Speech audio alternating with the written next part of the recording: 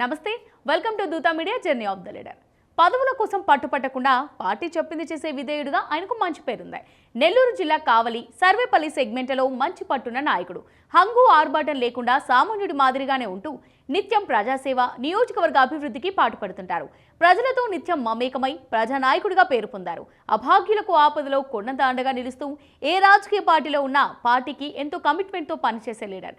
ప్రజాబంధువుగా నియోజకవర్గ ప్రజల ఆదరాభిమానాలను సంపాదించుకున్న బీదా మస్తాన్రావు గురించి నేటి జర్నీ ఆఫ్ ది లీడర్లో తెలుసుకుందాం.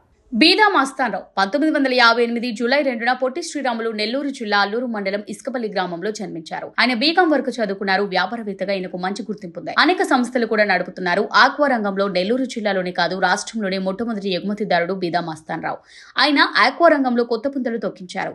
బీదా మస్తాన్రావు 2001 నుంచి 2006 వరకు నెల్లూరు జిల్లా బోగోలు మండల జెడ్పీటీసీగా ఉన్నారు. 2004లో ఆలూరు నియోజకవర్గానికి ఆంధ్రప్రదేశ్ శాసనసభ సభ్యునిగా పోటీ చేశారు. ఆ తర్వాత 2009 ఎన్నికల్లో కావలి నియోజకవర్గం నుంచి టీడీపీ అభ్యర్థిగా పోటీ చేసి తొలిసారి ఎమ్మెల్యేగా ఎన్నికై శాసనసభలో అడుగుపెట్టారు.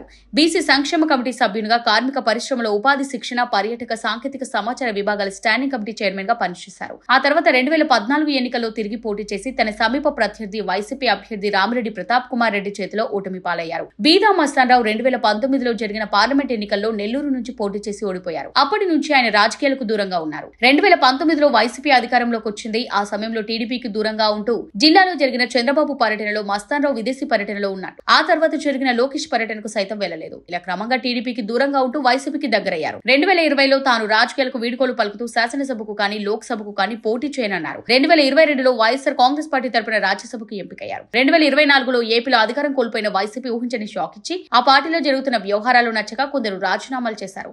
వాళ్లలో రాజ్యసభ పదవికి ఆ పార్టీ ఎంపీ బీదా మస్తాన్రావు రాజీనామా చేసి వైసీపీ నుంచి జంపై 2024 రాష్ట్ర జనరల్ ఎలక్షన్ల సమయానికి టీడీపీ తీర్థం పుచ్చుకున్నారు. అయితే బీదా మస్తాన్రావు ఒక వ్యాపారవేత్త.